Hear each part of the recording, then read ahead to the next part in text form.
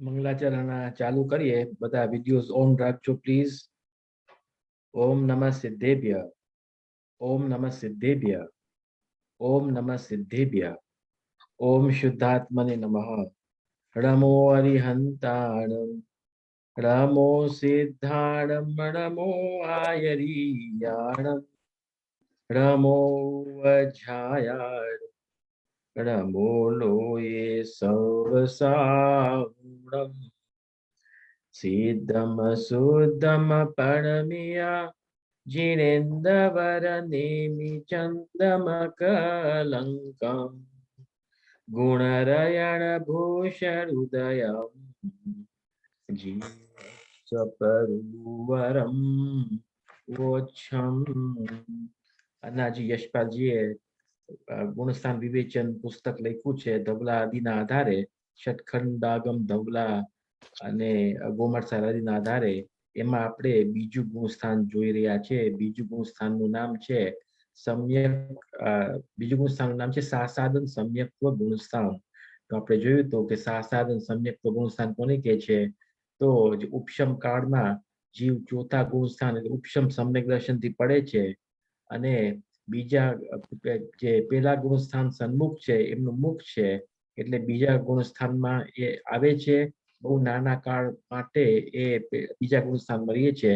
જગન્ય છે એક સમય, ઉત્કૃષ્ટ છે 6 આવલી. તો એટલા નાના કાળ સુધી એ બીજા ગુણસ્થાનમાં રહીએ છે અને પછી એમનું પતન નીચે થાય છે, પેલા ગુણસ્થાનમાં થાય છે. તો એમનો સવિસ્તાર વ્યાખ્યાન કર્યું. થોડીક વિશેષ ખાલી માહિતી છે, બહુ નથી. હવે આ જે બીજું જે ગુણસ્થાન છે એનું પ્રકરણ પૂરું થવા આવ્યું છે. આપણે આ પેરેગ્રાફ જે છે ને મિથ્યાત્વ ગુણસ્થાનથી લઈને લીધું તો પાછું લઈ લઈએ એકવાર રિકેપ માટે. તો એમ આપણે ભાવની ચર્ચા કરી હતી. તો કયો ભાવ છે આ બીજા ગુણસ્થાનમાં? કયો ભાવ છે? તો એમ કે છે કે બીજા ગુણસ્થાનમાં પારિણામિક ભાવ છે. પારિણામિક ભાવ કેમ છે? કારણ કે દર્શન મોહનીયની એક કે એનો ઉપશમ નથી, ક્ષય નથી, ક્ષોક્ષમ નથી, ઉદય નથી. એટલે દર્શન મોહની અપેક્ષાથી બીજા ગુણસ્થાનને પારિણામિક ભાવ કહેવામાં આવે છે. કારણ કે પેલા જે 4 ગુણસ્થાન છે ત્યાં દર્શન મોહનીની મુખ્યતા છે અને જે 5મા ગુણસ્થાનથી 12મા ગુણસ્થાન સુધી શેની મુખ્યતા છે? તો ચારિત્ર્યની મુખ્યતા છે. અને 13મા ગુણસ્થાન અને 14મા ગુણસ્થાન યોગની ત્યાં મુખ્યતા છે. તો આવી રીતે ગુણસ્થાનનું વિભાજન છે. તો અહીં એમ કે છે, પાછું વાંચીએ પેરેગ્રાફ. મિથ્યાત્વ ગુણસ્થાનથી લઈને ચોથા ગુણસ્થાન સુધીના 4 ગુણસ્થાન દર્શન મોહનીય કર્મની અપેક્ષાથી છે. બીજા ગુણસ્થાનમાં દર્શન મોહનીયના ઉદય આદિથી અપેક્ષા નથી, એટલે ચારેયની નથી અપેક્ષા. તેથી દર્શન મોહનીય કર્મની અપેક્ષાથી અહીં પારિણામિકપણું ઘટિત થાય છે. જ્યાં જે અપેક્ષા એ કથન કરેલ હોય ત્યાં તે અપેક્ષાથી સમજી લેવું જોઈએ. આગળ આપણે આ પર જોયું તો પેરેગ્રાફ. સાસાદન ગુણસ્થાનનો કાળ ઔપશમિક સમ્યક્ત્વનો જ કાળ છે. એટલે ઔપશમિક સમ્યક્ત્વનો જે કાળ છે એમાંથી એ ઔપશમિક સમ્યક્ત્વમાંથી ક્ષયોપશમ, એમના 2 રસ્તા છે. જે જીવ ઔપશમિક સમ્યક દ્રષ્ટિ છે એમના 2 રસ્તા છે. કાં તો એ ઉપર ચોથા ક્ષયોપશમ સમ્યક દ્રષ્ટિ થાય છે, કાં તો એનું નીચે પતન થાય છે. નીચે પતન એટલે બીજા ગુણસ્થાનમાં પતન થાય છે. એવા 2 રસ્તા છે. ઔપશમિકમાંથી સીધું કોઈ ક્ષાયિક સમ્યક દ્રષ્ટિ ન થઈ શકે, પણ ઔપશમિકમાંથી ક્ષયોપશમ સમ્યક દર્શન જ થાય છે. એવો એનો નિયમ છે. મિથ્યાત્વ દર્શન મોહનીય પરિણામના નિમિત્તથી પ્રથમ ગુણસ્થાનમાં બાંધવાવાળી 16 કર્મ પ્રકૃતિઓનો અહીં બંધ થતો નથી. એમ કે છે કે જેમ જેમ ગુણસ્થાન આપણે વધીએ છીએ, જેમ જેમ આગળના ગુણસ્થાનોમાં જાય છે, તો અમુક પ્રકૃતિઓ જે પહેલા બંધાતી હતી એ હવે બંધાતી નથી. એનો બંધનો અટકાવ આવી ગયો છે. એમનો જે પેલો બંધ થતો હતો એમાં રૂકાવટ આવી ગઈ છે. જ્યાં જે ગુણસ્થાનમાં બંધની રૂકાવટ આવે છે તેને બંધ વ્યુચ્છુતિ કહેવામાં આવે છે. શું કહેવામાં આવે છે?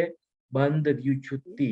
એટલે કે એમ કે 16 જે કર્મ પ્રકૃતિઓ જે છે એ માત્ર મિથ્યાત્વ ગુણસ્થાનમાં જ હોય છે અને જીવ જ્યારે બીજા ગુણસ્થાનને પ્રાપ્ત કરે છે ત્યારે આ 16 કર્મ પ્રકૃતિઓનો બંધ નથી થતો.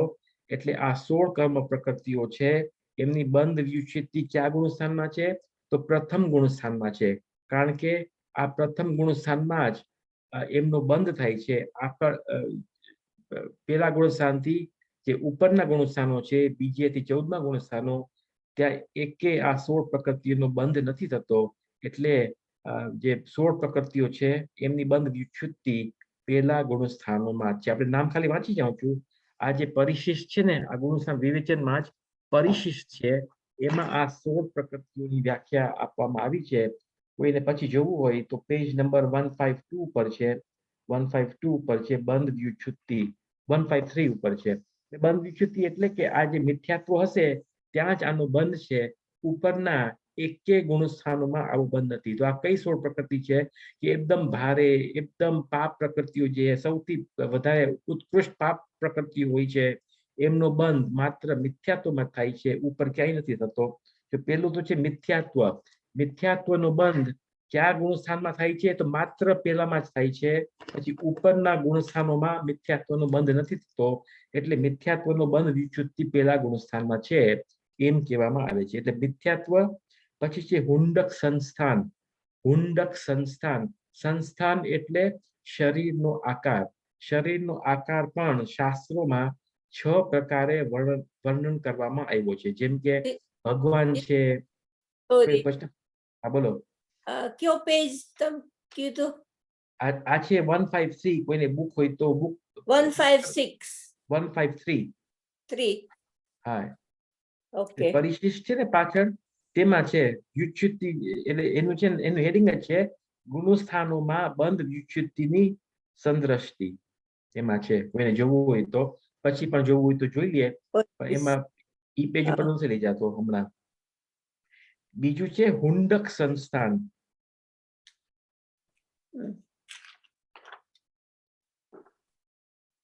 હુંડક સંસ્થાન એટલે 6 પ્રકારના શરીરનો આકાર હોય છે. જેમ કે તીર્થંકર હોય છે, દેવ હોય છે. એમનો આકાર કેવો હોય છે? તો એમનું સમચતુરસ્ર સંસ્થાન હોય છે. એટલે એમના જે બોડીના જે અવયવ હોય છે બધા પ્રોપોર્શનલ હોય છે, જેને સમચતુરસ્ર સંસ્થાન કહેવામાં આવે છે. તો આ જે પેલા ગુણસ્થાનમાં જ હુંડક સંસ્થાન એટલે સૌથી હલકું સંસ્થાન. આ સૌથી હલકું સંસ્થાન માત્ર મિથ્યાત્વ ગુણસ્થાનમાં જ બંધે છે. બીજા ગુણસ્થાનમાં પ્રવેશ કરતા ત્યાં આનું બંધ પણ અટકાઈ જાય છે. એટલે એની બંધ વિચ્છિત્તિ પણ પેલા ગુણસ્થાનમાં જ થાય છે. પછી છે કહેવાય શીતળ હંસબેક કહેવાય હુંડક સંસ્થાનને. ના, હંસબેક તો ખૂબ જ હંસબેક કહેવાય. 5મો નંબર છે ને, ખૂબ જ, એને હંસબેક કહેવાય. આ હુંડક સંસ્થાન એટલે કોઈ નિશ્ચિત પ્રકારનો આકાર નહીં. જેમ કે વૃક્ષ હોય, વૃક્ષનો કયો આકાર છે? તો કોઈ નિશ્ચિત આકાર આપણે ન કહી શકીએ. એને હુંડક સંસ્થાન કહેવામાં આવે છે. પછી છે નપુંસક વેદ. નપુંસક વેદનો બંધ પણ પ્રથમ ગુણસ્થાનમાં જ હોય છે, મિથ્યાત્વ ગુણસ્થાનમાં જ હોય છે. એટલે નપુંસક વેદનો બંધ મિથ્યા દ્રષ્ટિ જ બાંધે છે. ઉપરના કોઈ ગુણસ્થાનોમાં આ બંધ નથી હોતો. ત્યાં માત્ર સ્ત્રીનો અને પુરુષનો જ, સ્ત્રી વેદનો અને પુરુષ વેદનો જ બંધ હોય છે. નપુંસક વેદનો બંધ નથી હોતો. પછી છે અસંપ્રાપ્ત સપાટિકા સંહન.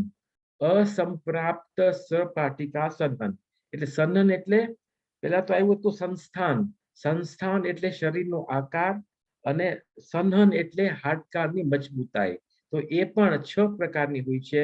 જે તીર્થંકર આદિ હોય છે, મહાપુરુષ હોય છે, એમને પ્રથમ સંહન હોય છે. કયું હોય છે પ્રથમ સંહન? વજ્ર ઋષભ નારાજ. વજ્ર ઋષભ નારાજ સંહન. અને સૌથી હલકું જે સંહન હોય છે એમને અસંપ્રાપ્ત સપાટિકા સંહન કહેવામાં આવે છે. તો આનો પણ બંધ પેલા ગુણસ્થાનમાં જ હોય છે. આગળના એક ગુણસ્થાનોમાં આનો બંધ હોતો નથી. પછી એકેન્દ્રીય જાતિ. એકેન્દ્રીય જાતિનો બંધ પણ પેલા જ ગુણસ્થાનમાં હોય છે. પછી સ્થાવર. સ્થાવર એટલે એકેન્દ્રીય, જે 5 પ્રકારના સ્થાવર જીવ છે એમનો બંધ પણ પ્રથમ ગુણસ્થાનમાં છે. પછી આતપ. આતપ એટલે કોણ બાંધે છે? આતપનો કોનો ઉદય હોય છે? તો સૂર્યબિંબ હોય છે, સૂર્ય હોય છે. એમાં જે જીવો હોય છે, એકેન્દ્રીય જીવો હોય છે, પૃથ્વી કાયિક જીવો, એમને આનો ઉદય હોય છે આતપ પ્રકૃતિનો. તિર્યંજ ગતિવાળાને જ હોય છે, તિર્યંજ ગતિવાળાને જ આતપ પ્રકૃતિનો ઉદય હોય છે. પછી સૂક્ષ્મ. પણ કોને હોય છે? સૂક્ષ્મ પણ પેલા ગુણસ્થાનમાં જ બંધ હોય છે. આગળ તો બાદર જ બંધ થાય છે. સૂક્ષ્મ બંધ માત્ર મિથ્યાત્વ ગુણસ્થાનમાં થાય છે. સૂક્ષ્મ જે બધા બોલે નહીં પ્લીઝ વચમાં, કારણ કે માઇક બંધ કરી નાખી એવી ટેવ પાડો પ્લીઝ. માઇક બંધ કરવાની, નહીંતર અવાજ આવે છે. એટલે મ્યુટ કર નાખ બધાને તું જ શીતલ. હા ઓકે.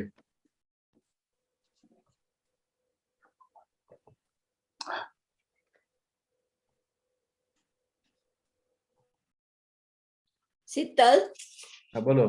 it's page 253, not 153. હા સોરી 253 સોરી, મેં 153 બોલ્યો. ઓકે હા, ઓકે. એટલે એકેન્દ્રીય જાતિ છે એ પણ પહેલા ગુણસ્થાનમાં, સ્થાવર પણ પહેલા, આતપ ને સૂક્ષ્મ પણ પહેલા ગુણસ્થાનમાં જ હોય છે. સૂક્ષ્મ જે છે એ એકેન્દ્રીય ને હોય, બેન્દ્રીય ને હોય. કેટલી ઇન્દ્રિય વાળાને સૂક્ષ્મ હોય?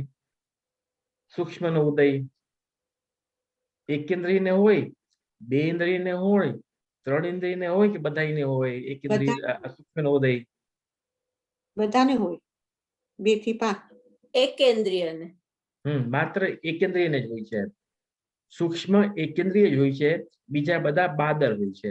બીજા બધા બાદર હોય છે. સૂક્ષ્મ જે છે એમનો બંધ પણ પહેલા ગુણસ્થાનમાં છે. કેટલા બધી ભારે ભારે પાપની પ્રકૃતિ હોય છે. એકવાર ઉપરના ગુણસ્થાનમાં જાશું, આ બધી પ્રકૃતિઓનો બંધ ઓટોમેટિકલી સ્ટોપ થઈ જશે એમ કે છે. પછી અપર્યાપ્ત, લબ્ધ અપર્યાપ્ત. લબ્ધ અપર્યાપ્ત એ પણ એમનો બંધ પણ પહેલા ગુણસ્થાનમાં જ હોય છે. લબ્ધ અપર્યાપ્ત એકેન્દ્રીય હોય, બે ઇન્દ્રિય હોય, ત્રણ ઇન્દ્રિય હોય. કેટલા ઇન્દ્રિય વાળા જીવ હોય લબ્ધ પર્યાપ્ત? 5 ઇન્દ્રિય સુધી. પાંચે હોય, પાંચે હોય. અને લબ્ધ પર્યાપ્ત નો અર્થ શું છે?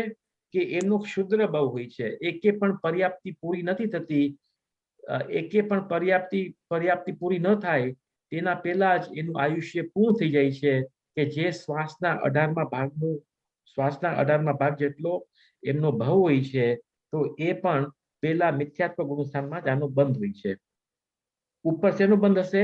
પર્યાપ્ત નો જ બંધ હશે. ઉપરના ગુણસ્થાનોમાં પર્યાપ્તક જ નો જ બંધ હોય છે. પછી સાધારણ, સાધારણ એટલે નિગોધ. નિગોધ નો બંધ, સાધારણ વનસ્પતિ, એનો બંધ પણ પહેલા ગુણસ્થાનમાં છે. આગળના એકે ગુણસ્થાનમાં નથી. આગળમાં કયો બંધ હશે? આગળમાં કયો બંધ હશે? સાધારણ નો ઓપોઝિટ શું છે? વિશેષ. વિશેષ. નહીં, ના. વિશેષ નહીં.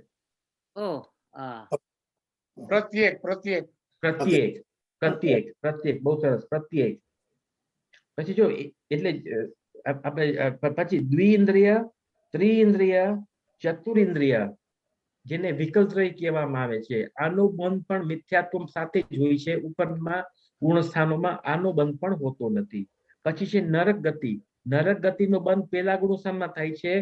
ઉપરના એકે ગુણસ્થાનમાં નરક ગતિનો બંધ નથી થતો. ઉપરના ગુણસ્થાનોમાં મનુષ્યનું થશે, તિર્યંશનું થશે, દેવનું જ થશે એમ. નરક ગત્યાનું પૂર્વી અને નરકાયુ, આનો પણ બંધ પહેલા ગુણસ્થાનમાં જ હોય છે, ઉપર ક્યાંય નથી હોતો. તો એમ આ 16 પ્રકૃતિઓનો બંધ, એની બંધ વિચ્છુતિ પહેલા ગુણસ્થાનમાં જ જાય છે. એટલે જ્યારે જીવ બીજા ગુણસ્થાનને પ્રાપ્ત કરે છે, તો આ 16 પ્રકૃતિ બંધાતી નથી હોતી એમ કે છે. પડી સમજ? આગળ Chitta, હા બોલો. Napusapad is the third gender, ne? હા, transgender. Third gender, not trans. Same જ નથી? No, oh, France is something different. trans Okay. is when they have changed. Oh I see. Okay fine, બરાબર છે. હા, third gender બરાબર છે. Neutral. હા, સાચી વાત છે. આગળ ક્યાં આવ્યા? હું અનંતાનું બીજા બંધ. બીજા હે? ગુણસ્થાનમાં આ એકેય પ્રકૃતિઓ નથી બંધાતી. 12 હા, એક 16 સોળે નથી બંધાતી. હા, 16 નથી, પણ જ્યાં 16 પ્રકૃતિ છે ને, એ જ મહા ભયંકર ને ભારી પ્રકૃતિઓ ભારી છે. છે. એક ઇન્દ્રિયમાં જાવું, બે ઇન્દ્રિયમાં જાવું, ત્રણ ઇન્દ્રિયમાં જાવું, અપર્યાપ્તમાં જાવું, સાધારણમાં જાવું, નરકમાં જાવું, આ પેલામાં જ બધું છે એમ. પેલા ગુણસ્થાન તમે છોડી દો તો પાપ પ્રકૃતિ ઓટોમેટિકલી દી બંધાય. બંધાય. પેલા ગુણસ્થાનમાં પડ્યા છો શું એમ કે છે યાર. Hmm.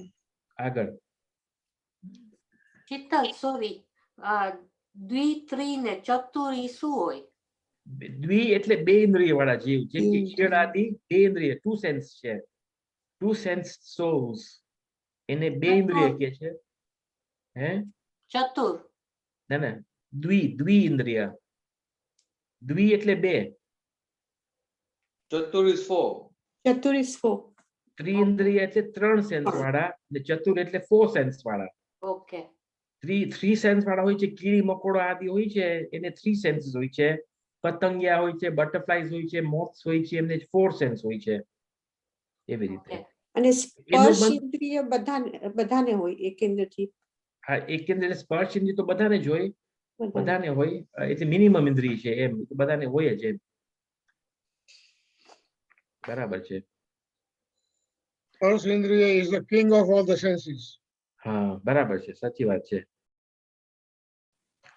અનંતાનુબંધી કશાય રૂપ ઔદયિક પરિણામોથી બંધાવા યોગ્ય 25 પ્રકૃતિઓની અહીં બંધ થાય છે. શું કહેવા માંગે છે કે બીજું જે ગુણસ્થાન છે એમાં જે અન્ય 25 પ્રકૃતિઓ છે એમનું બંધ થાય છે, પણ ઉપર ક્યાંય બંધ નથી થતું.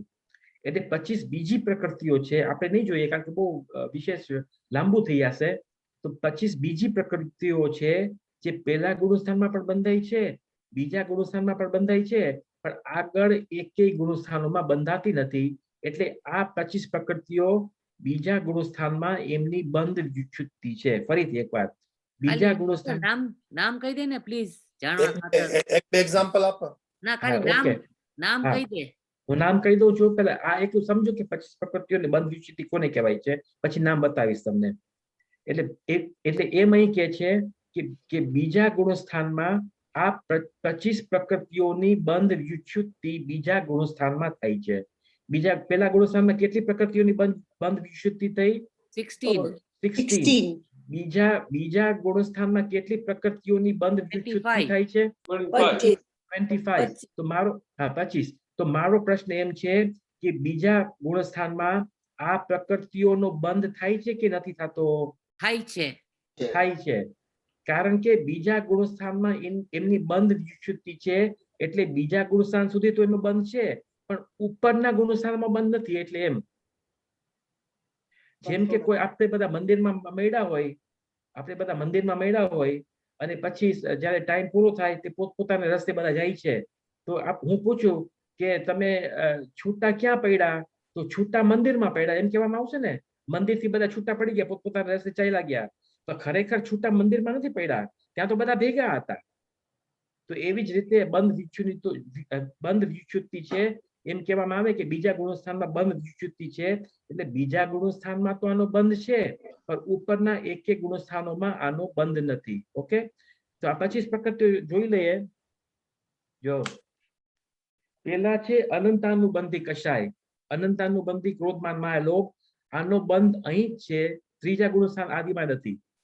પછી છે સ્થ્યાન ગ્રદ્રી નિદ્રા પ્રચલા, એટલે જે આ જે હેવી પ્રકારની જે નિદ્રા છે ને, હેવી પ્રકારની નિદ્રાનો બંધ પણ બીજા ગુણસ્થાનમાં છે, આગળ ક્યાંય નથી. પછી છે દુર્ભગ, દુર્સ્વર, અનાદેય, ન્યગ્રોધ પરિમંડલ, સ્વાતિ, કુબજ, વામન સંસ્થાન, એટલે બીજા છે 4 સંસ્થાન છે. 4 સંસ્થાન એટલે શરીરની આકૃતિને સંસ્થાન કે છે, અને બીજા જે 4 સનન છે એ પણ અહીં બીજામાં એની બંધ વિચ્છુત્તિ થઈ જાય છે. પછી તિર્યંજ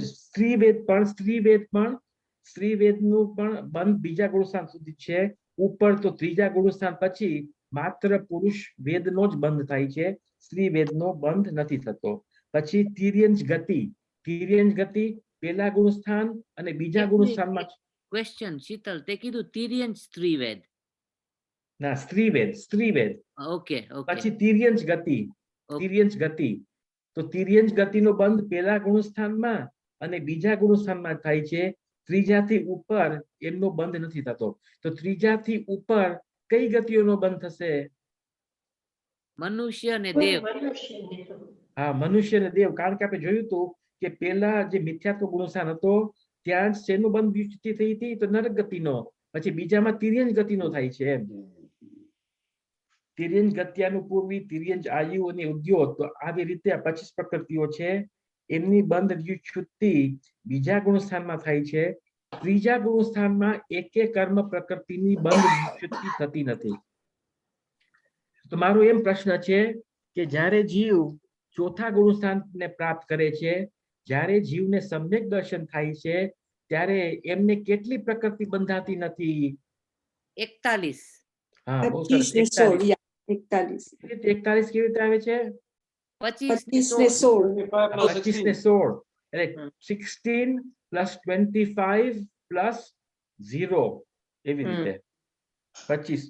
તો 41 પ્રકૃતિઓનો બંધ નથી હોતો સમ્યક દ્રષ્ટિને.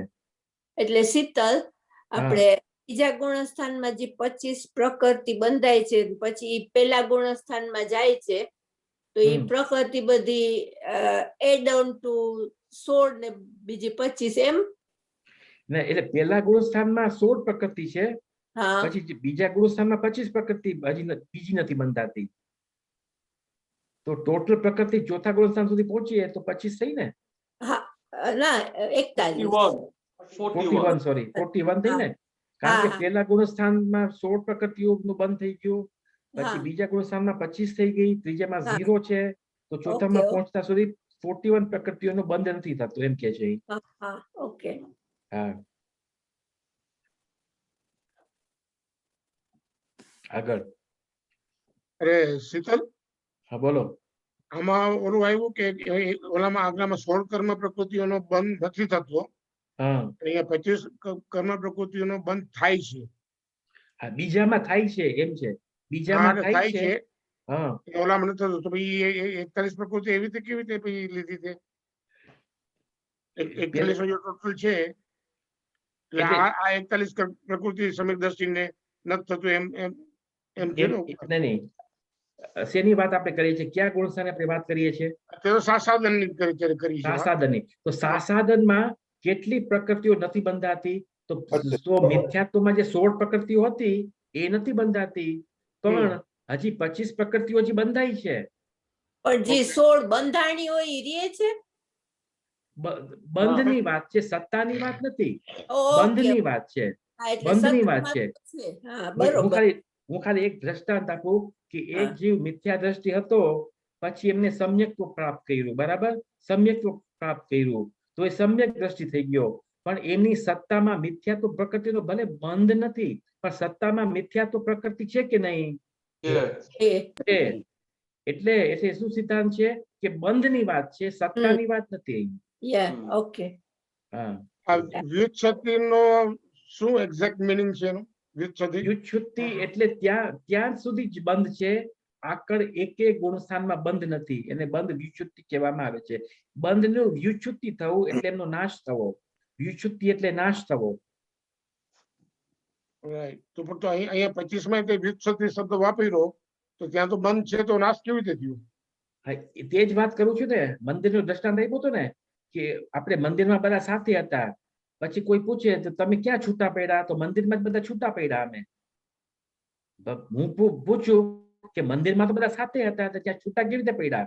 એ માની લો બધા દેવલાલીમાં મળ્યા છે, અને પછી શિબિર પતી ગઈ, પછી બધા પોતપોતાને રસ્તે ગયા. કોઈ ઇન્ડિયા ગયું, કોઈ લંડન ગયું, કોઈ બોમ્બે ગયા, બધા પોતપોતાને રસ્તામાં ગયા. તો કોઈ પ્રશ્ન કરે તમે છૂટા ક્યાં પડ્યા? તો એમ જ કહેવામાં આવે અમે દેવલાલીમાં છૂટા પડ્યા.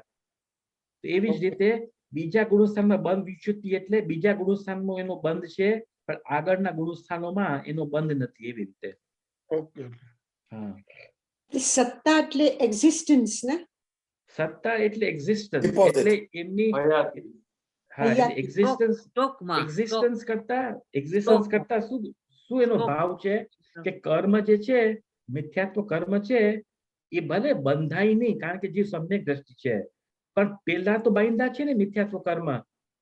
એટલે ડિપોઝિટમાં પડ્યા છે. હા, એટલે પેલા બાંધ્યા છે એ હજી પડ્યા છે, પણ નવો બંધ નથી થતો એમ કે છે. પુરાના જે કર્મ બાંધ્યા છે એ તો હજી પડ્યા છે સત્તામાં, પેરા છે. પણ નવો બંધ નથી થતો. અને બંધને ઇંગ્લિશમાં શું કહીએ આપણે? બોન્ડેજ. બોન્ડેજ. શીતલ, તે કીધું આ શ્યામ નિદ્રા ઈ શું? એ છે નિદ્રાના 5 પ્રકાર છે. એકદમ ભારે નિદ્રાથી એકદમ હલકી નિદ્રા. સ્થાન ગદ્દી કે સ્થાન ગદ્દીમાં એવું આવ્યું છે કે તમે સ્લીપ વોકિંગ કરીને પાછો ઘર કોઈને મર્ડર કરીને પાછો તમે સુઈ જાઓ, તમને ખબર ન પડે, પોલીસ આવીને તમને પકડે કે તમે આ મર્ડર કર્યો, સ્પષ્ટ પ્રૂફ છે, તમે કે હું તો સૂતો હતો. સ્થાન ગદ્દી. એટલે કોન્શિયસ બટ અનકોન્શિયસ. નહીં, એને કઈ ભાન જ નથી, કાંઈ ભાન એ શું કાર્ય કરે છે એનું એ ભાન નથી. સ્લીપ વોકિંગ જેને કહે ને, સ્લીપ વોકિંગ ની જેમ. સ્લીપ વોકિંગ એને સ્થાન ગતિ આદિ એટલે ભારે નિદ્રા, કે એની કઈ ખબર જ નથી શું કરે છે એ પોતે, એમ કે કોઈ તમને જગાડવાની ટ્રાય કરે તો તમે ઉઠી જ ન શકો, એવી ભારે નિદ્રા. ઓકે. હા 25 પ્રકૃતિનો અને આવી 5 પ્રકારની નિદ્રા હોય. હા, 5 પ્રકારની સ્થાન ગતિ, પછી નિદ્રા, પ્રચલા, પછી નિદ્રા અને પ્રચલા, એવી રીતે 5 પ્રકારની નિદ્રા હોય છે. સૌથી ભારે માંથી સૌથી હલકી. શીતલ, આ ગત્યાનુપૂર્વી શું હોય? ગત્યાનુપૂર્વી એટલે જીવ જયારે એક ગતિમાંથી બીજી ગતિમાં જાય ને એને ગત્યાનુપૂર્વી કહેવામાં આવે છે.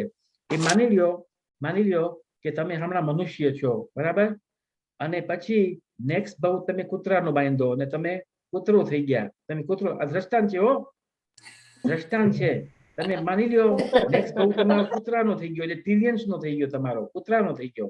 તો ગત્યાનુપૂર્વી એટલે શું થાય છે? ગત્યાનુપૂર્વી એટલે કયો શેપ હોય છે, વચમાં જે ગાળો હોય છે ને, હજી તો કૂતરોનો આકાર નથી થયો, મનુષ્ય ભાવ તો છૂટી ગયો, તો કયો આકાર હોય છે?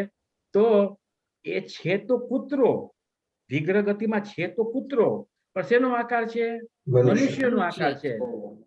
મનુષ્યનો આકાર વાળો કૂતરો જોવો હોય તો ક્યાં જોવા મળશે? વિગ્રહ. હા, વિગ્રહ ગતિમાં. એવી રીતે તેને અનુપૂર્વી કહેવામાં આવે છે.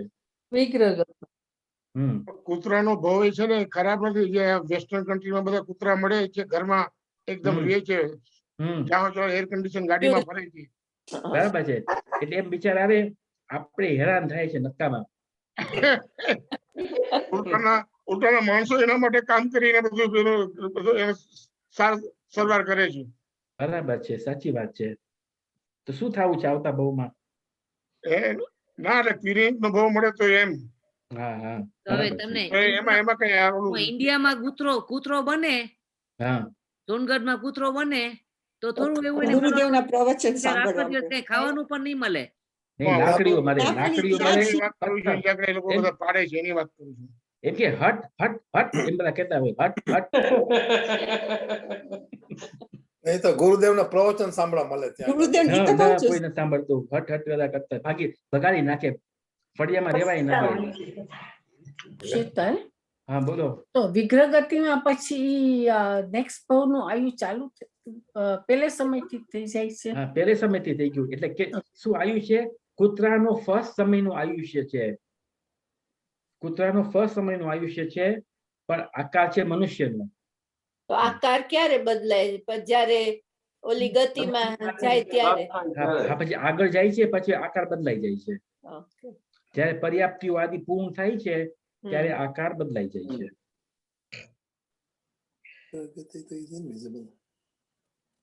એટલે અહીં એનો ખુલાસો થયો. હવે જો પંડિત તોરણમલજીની વાત આદિ છે, એટલે આમાં ખાસ વિશેષ ચર્ચા તો નથી. મારો બે મત હતા કે આ લેવો કે ન લેવો, પણ પૂર્ણતા માટે લઈ લે તો સારું. કા બધું લઈ લે શીતલ. હા, ઓકે, ચાલો લઈ લે. પંડિત પ્રભા ટોડરમલજીના સાસાદન ગુણસ્થાન સંબંધી સૂક્ષ્મ ચિંતન પણ વિશેષ મહત્વનું છે, તેથી તેમના જ શબ્દો અહીં આલંકિત કરીએ છીએ. તમે વિચાર કરો કે ટોડરમલજી સાહેબ હતા, આ કર્ણાન યોગના પ્રખર વિદ્વાન હતા, જેમને સમ્યક જ્ઞાન ચંદ્રિકા આદિ મોટી મોટી ટીકાઓ લખી છે. તો એ શું કહે છે મોક્ષપાદ પ્રકાશકમાં આપણે વાંચીએ. અહીં પ્રશ્ન છે કે અનંતાનુબંધી તો ચારિત્ર મોહની પ્રકૃતિ છે, તેથી ચારિત્રનો ઘાત કરે છે, તેનાથી સમ્યક્ત્વનો ઘાત કઈ રીતે સંભવ છે? કે શું કે છે? પ્રશ્ન શું છે કે જો પેલા તો જીવ ઔપશમિક સમ્યક દ્રષ્ટિ હતો, પછી એ ત્યાંથી પડે છે અને બીજા ગુણસ્થાનને પ્રાપ્ત કરે છે. અને કેમ પ્રાપ્ત કરે છે? કારણ કે અનંતાનુબંધીનો ઉદય આવે છે એટલે બીજું ગુણસ્થાન પ્રાપ્ત થાય છે. તો પ્રશ્ન એમ છે કે અનંતાનુબંધીનો ઉદય છે એ તો ચારિત્ર મોહની પ્રકૃતિ છે, તો એ સમ્યક્તનો ઘાત કેવી રીતે કરી શકે એમ પ્રશ્ન છે. હવે એનો ઉત્તર વાંચીએ આપણે. પ્રશ્ન પડ્યો સમજ બધાને? એનું સમાધાન: અનંતાનુબંધીના ઉદયથી ક્રોધાદિરૂપ પરિણામ થાય છે, કાંઈ અતત્વ શ્રદ્ધાને નથી થતું. અનંતાનુબંધીથી શું થાય છે? ક્રોધાદિ થાય, કશાય થાય, અતત્વ શ્રદ્ધાન તો ન થાય. આ તો વાત યથાર્થ છે ને, કે અનંતાનુબંધી ચારિત્ર મોહનીનો ભેદ છે, એટલે એનાથી તો કશાય થાય છે, પણ શ્રદ્ધામાં શું? શ્રદ્ધાનું અતત્વ શ્રદ્ધા નથી થઈ જતું. માટે અનંતાનુબંધી ચારિત્રનો જ ઘાત કરે છે, સમ્યક્ત્વનો ઘાત નથી કરતા. એટલે વાસ્તવિક સ્થિતિ તો આમ જ છે એમ કે છે. ખરેખર એ તો ચારિત્રનો જ ઘાત કરે છે, સમ્યક્ત્વનો ખરેખર ઘાત નથી કરતા. તેથી પરમાર્થથી તો આમ જ છે કે એમ, એટલે ટોટલમાં સ્વીકાર કર્યું કે વસ્તુ સ્થિતિ તો આમ જ છે, પરંતુ આ પરંતુ શબ્દ છે ને, એ ટોટલમાં વિશેષતા છે. પેલા એ સ્ટેટમેન્ટ કરશે, પછી કહેશે પરંતુ, પરંતુ પછી વિશેષ વ્યાખ્યાન કરે છે. પરંતુ સંજીવજી ગોડા કહે છે કે પરંતુ શબ્દ મોક્ષમાર્ગ પ્રકાશનમાં 270 વાર આવ્યા છે. 270. ઓકે. પરંતુ અનંતાનુબંધીના ઉદયથી જેવા ક્રોધાદિક થાય છે, તેવા ક્રોધાદિક સમ્યક્ત્વ થવાથી નથી થતા, એવું નૈમિત્તિકપણું જોવામાં આવે છે. એમ કે છે કે જ્યારે જીવ ચોથા ગુણસ્થાનમાં હતો, ત્યારે આવા અનંતાનુબંધી નતા આવ્યા. ક્રોધ જે ચોથા ગુણસ્થાનમાં ક્રોધ છે, એવો ક્રોધ બીજા ગુણસ્થાન જેવો નથી, એમ કે છે. ફરીથી ચોથા ગુણસ્થાનમાં પણ ક્રોધ છે, બીજા ગુણસ્થાનમાં પણ ક્રોધ છે, પણ જેવો ક્રોધ ચોથા ગુણસ્થાનમાં છે, એવો ક્રોધ બીજા ગુણસ્થાનમાં નથી. કારણ કે બીજા ગુણસ્થાનમાં અનંતાનુબંધીનો ઉદય છે, એટલે એવો જે તીવ્ર ક્રોધ હશે ને, તો એ સમ્યક્ત્વનો નાશ કરશે, એમ કે છે. સમ્યક્ત્વને રહેવા નહીં દે, એમ કે છે. એટલે ઉપચારથી એમ કહેવામાં આવે છે કે અનંતાનુબંધીનો ઉદય છે, એટલે શું થાય છે કે સમ્યક્ત્વ રહેતું નથી, ત્યાંથી જીવ પતન પડી જાય છે. એટલે ત્યાં નિમિત્તિક પણ જોવામાં આવે છે. દ્રષ્ટાંત: જેમ કે ત્રસપણાની ઘાતક તો સ્થાવર પ્રકૃતિ જ છે. સ્થાવર પ્રકૃતિ એટલે એકેન્દ્રિય પ્રકૃતિ હોય તો એ ત્રસપણાને નાશ કરે છે, ઘાત કરે છે.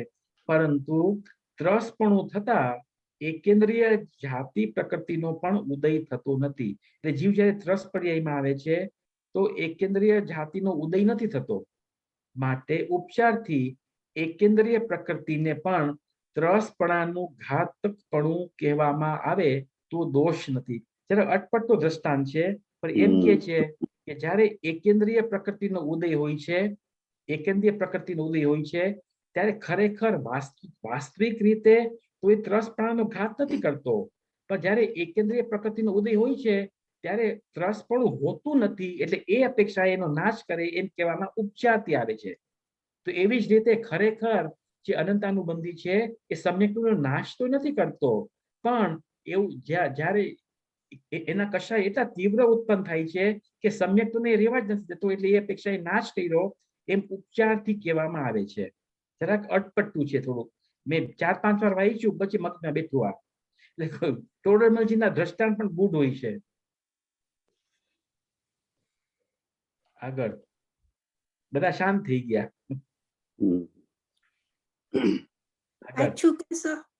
પાછું ફરીથી. અચ્છા, ફરીથી કહીએ. જો દ્રષ્ટાંતમાં શું કહેવામાં આવે છે કે જ્યારે ત્રસપણું છે, એટલે 2 ઇન્દ્રિય, 3 ઇન્દ્રિય, ચતુરિન્દ્રિય, પંચેન્દ્રિય ને ત્રસ કહેવામાં આવે છે. જ્યારે ત્રસનો ઉદય હોય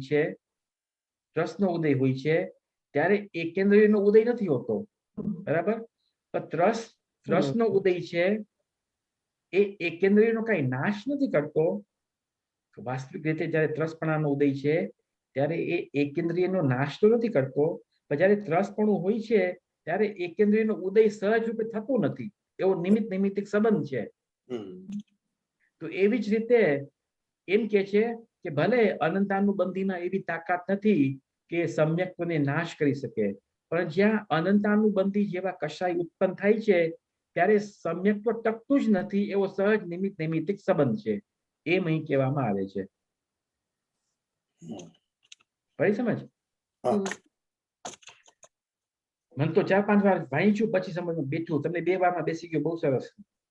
તમે સમજાવો છો એટલે અચ્છા. તે જ પ્રકારે સમ્યક્ત્વનો ઘાત તો દર્શન મોહ છે. સમ્યક્ત્વનો ઘાત શેનાથી થાય છે? તો દર્શન મોહથી થાય છે ખરેખર તો. પરંતુ હા, સમ્યક્ત્વ થવાથી અનંતાનુબંધી કષાયોનો પણ ઉદય નથી થતો. અનંતાનુબંધીનો ઉદય થશે તો સમ્યક્ત્વ નહીં રહે. માટે ઉપચારથી અનંતાનુબંધીને પણ સમ્યક્ત્વનું ઘાતકપણું કહેવામાં આવે તો દોષ નથી. ઉપચારથી દોષ નથી એમ અહીં કહેવામાં આવે છે. અહીં ફરી પ્રશ્ન છે કે અનંતાનુબંધી સમ્યક્ત્વનો ઘાત નથી કરતા તો તેનો ઉદય થવાથી સમ્યક્ત્વથી ભ્રષ્ટ થઈ સાસાદન ગુણસ્થાને કેવી રીતે પ્રાપ્ત કરે છે? તમે એમ કહો છો કે અનંતાનુબંધી સમ્યક્ત્વનો નાશ નથી કરતો તો સમ્યક્ત્વ ચોથા ગુણસ્થાનથી પડી અને બીજા ગુણસ્થાનમાં કેવી રીતે આવે છે? એવો પ્રશ્ન છે. પ્રશ્ન સમજ પડી કે નહીં? આગળ જેમ કોઈ મનુષ્યના, હવે જો આ પણ સૂક્ષ્મ કથન છે. જો જેમ કોઈ, મને જે આ જે દ્રષ્ટાંત છે ને એ પર 2-4 વાર વાંચ્યું તો ખ્યાલ આવ્યો. જેમ કોઈ મનુષ્યના મનુષ્ય પર્યાયના નાશનું કારણ તીવ્ર રોગ પ્રગટ થયો હોય, એટલે કોઈ તીવ્ર રોગ મનુષ્યને આવી જાય, જેમ કે કોરોના વાયરસનો રોગ આવી ગયો તો મનુષ્ય પર્યાયનું નાશ થયું, તેને મનુષ્ય પર્યાયને છોડવા વાળો કહીએ છીએ. મનુષ્ય પર્યાયનું નાશ શું હતું? તો તીવ્ર રોગ હતો. તથા મનુષ્ય પર્યાય દૂર થઈ દેવાદી પર્યાય થઈ તે તો રોગ અવસ્થામાં નથી થઈ. એટલે જ્યારે મનુષ્ય પર્યાય હતી ત્યારે તીવ્ર રોગ આવ્યો. તીવ્ર રોગથી મનુષ્ય પર્યાય છૂટી ગઈ અને દેવમાં ઉત્પન્ન થયો જીવ. તો દેવમાં ઉત્પન્ન થયો એનું કારણ શું હતું? રોગ હતો કે નતો? રોગ નહોતો.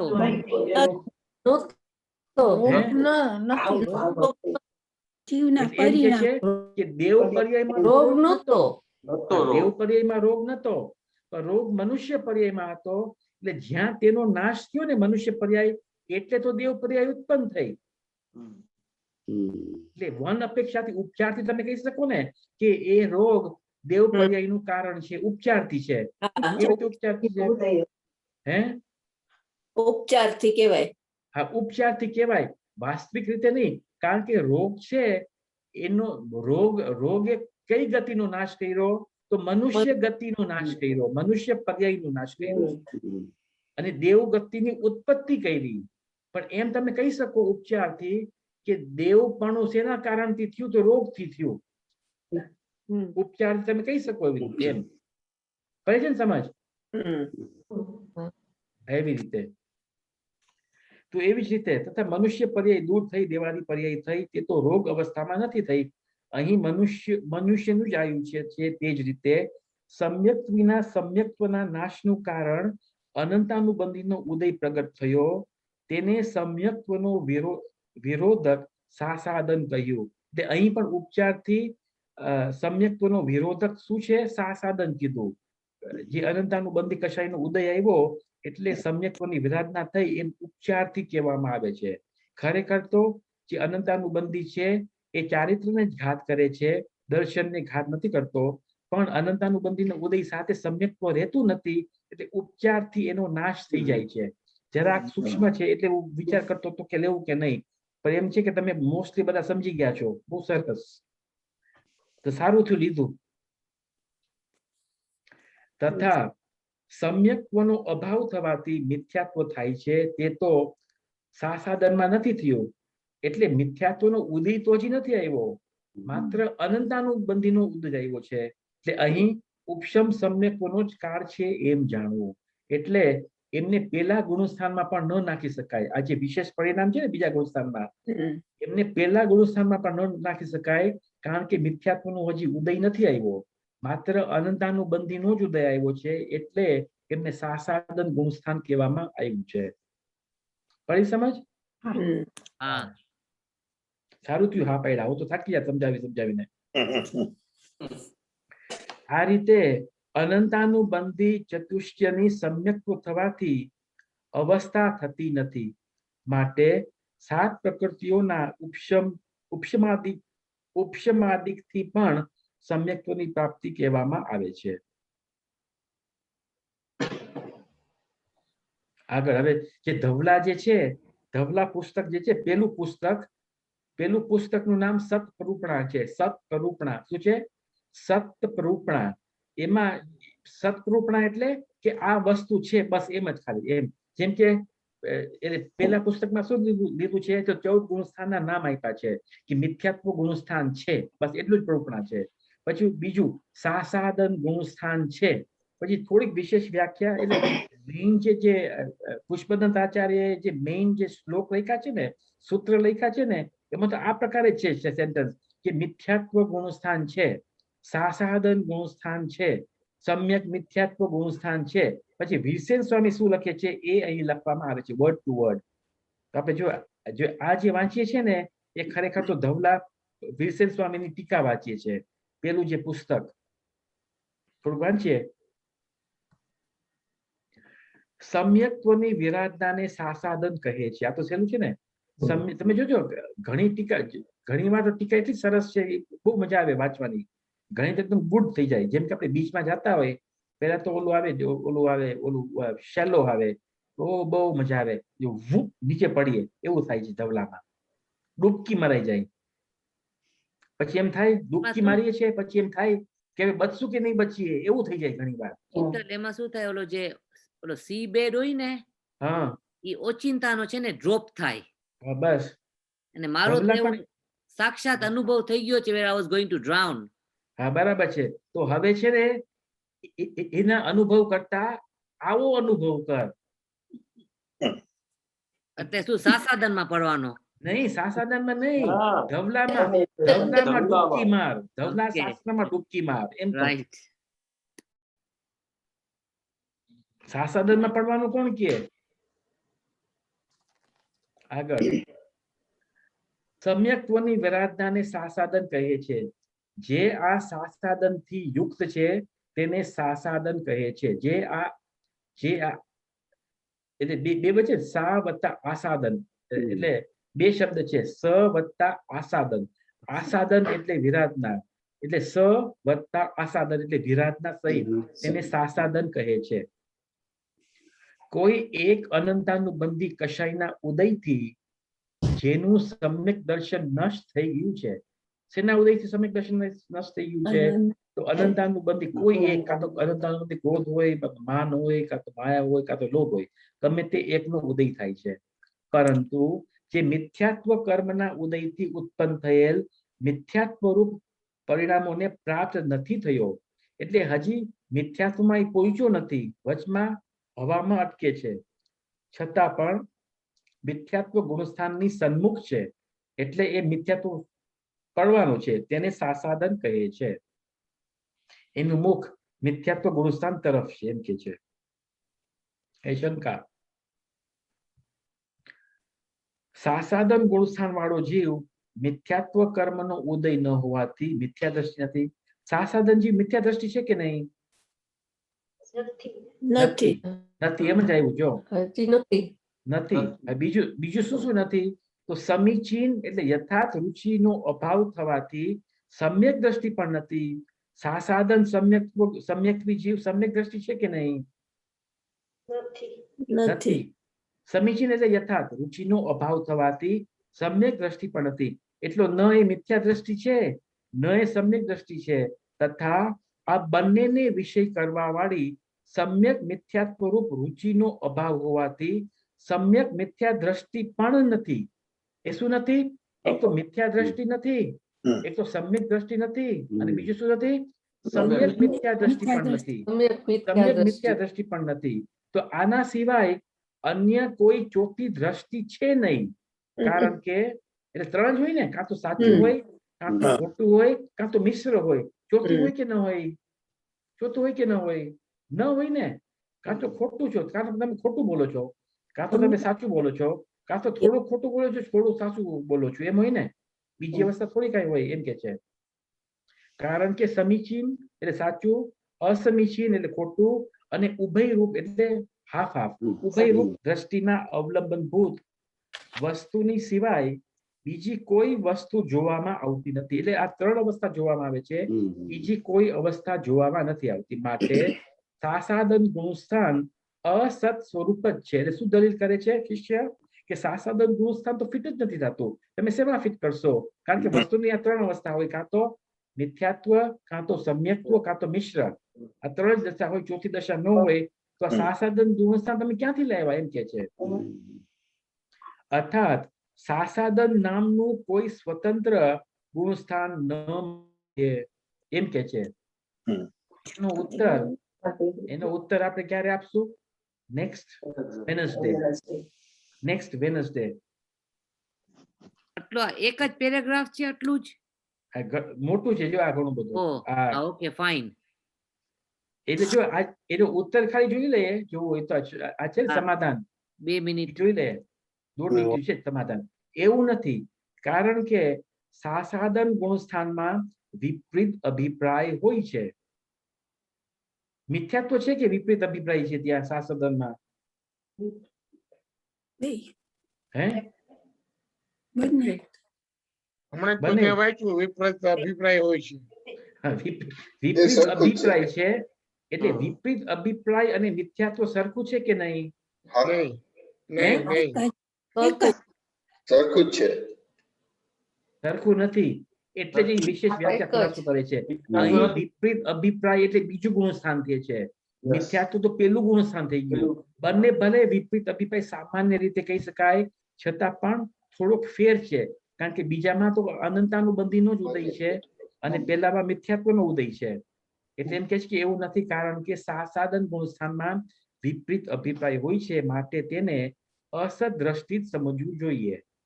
એ પણ ખરેખર અસત દ્રષ્ટિ વાળો છે. એ પણ એટલે જો શબ્દ મિથ્યા દ્રષ્ટિ ન વાપર્યો, મિથ્યા દ્રષ્ટિ વાપરત તો પેલું ગુણસ્થાન આવી જાત, એટલે અસત દ્રષ્ટિ વાપર્યું. એટલે એમાં પણ અને મિથ્યા દ્રષ્ટિમાં પણ ફેર છે. સૂક્ષ્મ વિષય છે. પાછું લઈ લેશું આપણે નેક્સ્ટ વેનસડે. નાઇસ ટુ નો ધો શીતલ. ભલે હા, આ બધા જેને કહેવાય ને ફાઇન ડિફરન્સીસ, બધાય ફાઇન ડિફરન્સીસ બધા સારું છે.